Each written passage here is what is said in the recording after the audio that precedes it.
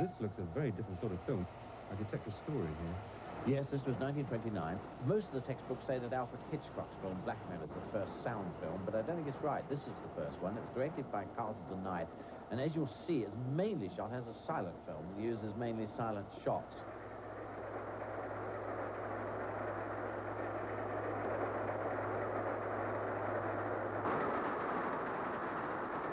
That's Pauline Johnson, the heroine of the film, and this they did for real. They were allowed to shoot using 44-72 Flying Scotsman, and she really did this. I mean, they're certainly not going less than 40, 45 miles an hour in relatively high-heeled 1920s shoes, battling her way forward through the loco, and in pursuit, in fact, of the villain.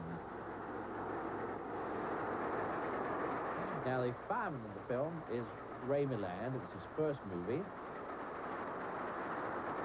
And the storyline is that he's a young fireman, and this is his girlfriend. But in fact, although he doesn't know it, the engine driver is her father. Bless you. I'll see you in the parlor. The near thing last night, an old man came over, nearly caught me.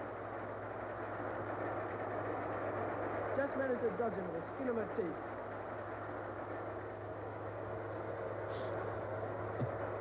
Silent acting. Fine. So you're the one. Never fight on the footplate. But you see, what's so incredible about this film is that, I mean, that's the sort of thing you normally shoot at the studio. Oh, here she goes now. She's got to cross over from the loco to the tender. How much to hold on to? And she finds, you see, the rhythm of the two is totally different. And even that's for real. I mean, it's the sort of thing you'd always do in the studio today, set that up.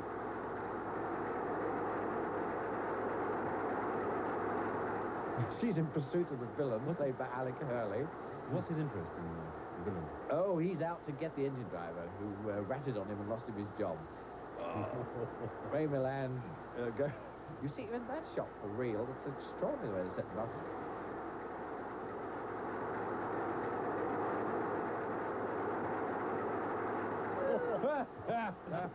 The story is a little on the melodramatic side. And so she sees her old dad knocked for 6 by the villain. Now, here's a rather interesting bit, because the villain makes sure that the loco is running, and he goes back using the passageway in the tender. There it is, which was how you got from the footplate of the locomotive back into the train itself. It's through this little narrow passageway running through the tender with the water tank on and the coal and everything. And there's Alec Hurley doing some good grimaces. This is the bit that Sir Nigel Gresley hated. He puts his hand out, pulls a little plug, and the loco separates out from the stock, and they both go on racing away. And then Sir Nigel Gresley said very indignantly afterwards, when I saw this wretched film, he said, they suggested that the London North Eastern Railway had not yet discovered the vacuum brake. Well, the film had a happy ending for everyone, except the villain. Ray Milland went on to become a Hollywood star on the strength of it, and Sir Nigel Gresley never let any filming take place on the LNER again. In fact, it wasn't until after his death, and well after the war, that our third film was made. This Elizabethan Express was really the last great flowering of steam, you see, with these marvellous Gresley A4 locomotives. And really, I think what they decided was that as they knew that steam's days were numbered by now, they thought they'd have this run non-stop from King's Cross to Edinburgh, as it had been done in the old days. Now, they didn't actually, strangely, do it with the 10 a.m. Flying Scotsman. They did it as a summer service only at 9:30, and this ran in front of the Flying Scotsman. But the idea was to keep alive this tradition of non-stop running with steam. It's very much of the 50s, the whole thing. It has a funny old commentary. The passengers sitting at buffet tables, the Howards, the Berts, the Cynthias, the Mabels, enjoying the comfort and ease in their seats, careless of crumbs in turn-ups or pleats, admire the gleam on the chromium plate, the polish on tables, the unfaded state of curtains and fabrics, but rarely give thought to the long years of training. Now beyond York, the Scots crew prepare to relieve the strain on the English pair. Well, they had a reserve compartment, and the Edinburgh men, they worked from Edinburgh to York the day previous, stayed overnight in London in a hostel, and then they signed on duty in the morning at King's Cross, rode passenger in the train in a reserve compartment, had a meal on the train before they actually relieved, and then went through the corridor tender, which we can see now, onto the footplate, and relieved while the train was going at 50 or 60 miles an hour. There you see Tony McLeod, the Haymarket driver, relieving Bob Marable.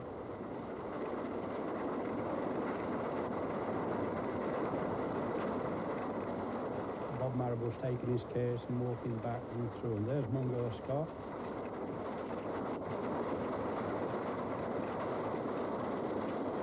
And Mungo's looking at the fire to see the state of the fire before he starts firing out. Sir Nigel Gresley designed his A4 with the speed of a greyhound, the strength of a bull. But when he put fire in her stomach, he taught her to burn with a furious thirst for water. So when she approaches a water trough, watch Fireman Mungo doing his stuff. There's the water troughs. He's dropping the scoop in.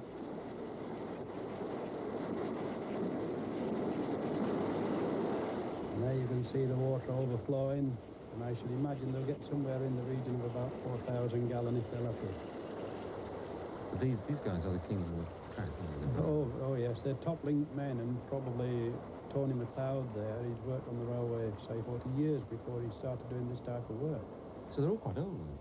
Well, on those jobs, yes. Tony McLeod would be 60, 61. And he'd been on those jobs for 5 or 6 years when that film was taken. And Mungo Scott was in his middle 20s.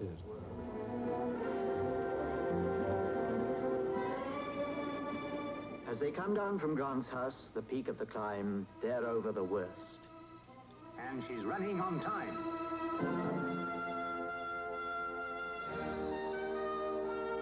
Oh, there was great rivalry between the different crews, and you would swear by your driver.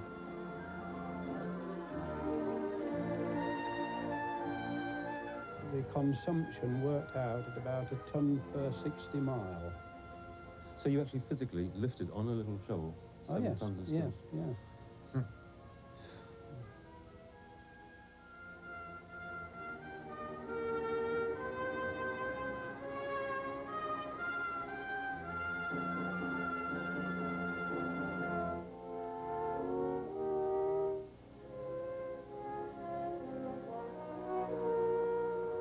Mr. Arnott of Waverley Station has a very high sense of occasion. If a train's a non-stopper, his topper is proper. His Hamburg's for trains of low station. When that film was made, you can feel they thought nothing could change. Steam engines would go on forever. Britain would always have an empire. Blackpool and Newcastle United would always be in the cup final. But overnight, almost, British Rail's modernisation programme announced the end of steam. 4 years later, the first Deltic diesels were being ordered for the Edinburgh run. And soon after that, steam engines were being replaced, not by steam engines, but by other kind of engines, for the first time in history. The steam loco really was becoming a threatened species. Now, British Rail were going to look after the future, but who was going to look after the past?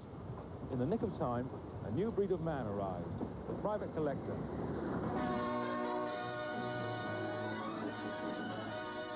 40 years old, only done 3 million miles. What a sniff at 3,000.